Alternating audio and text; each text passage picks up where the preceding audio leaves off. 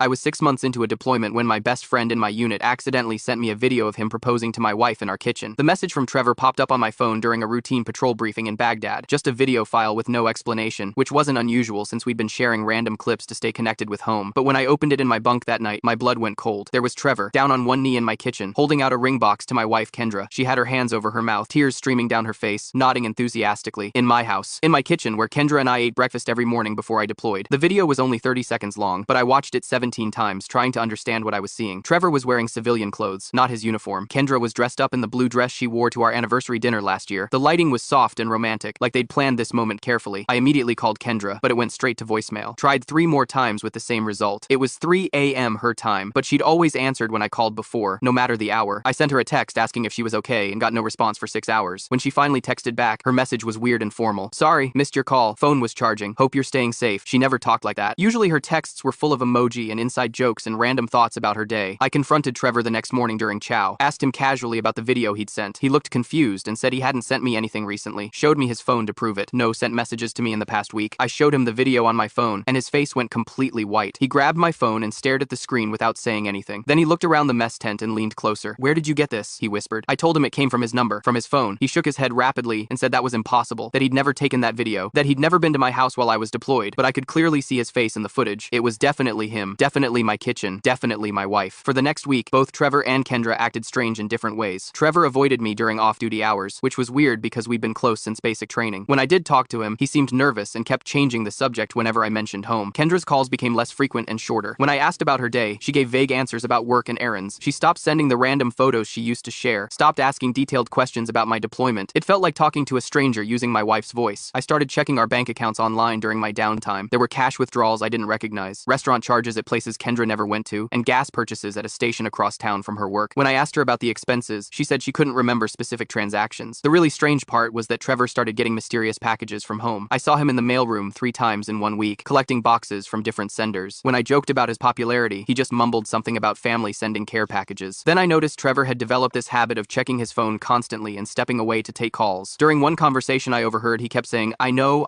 and it has to be perfect, and he can't find out until we're ready. Last week, I got a second video. This time it was clearly sent intentionally, from an unknown number. It showed Kendra and Trevor in what looked like a hotel room, both fully dressed but sitting close together on a bed, looking at papers spread between them. I could make out floor plans and what looked like blueprints. Trevor was pointing at specific locations while Kendra took notes. The timestamp showed it was recorded just 2 days ago, and that's when I realized what they were really planning together.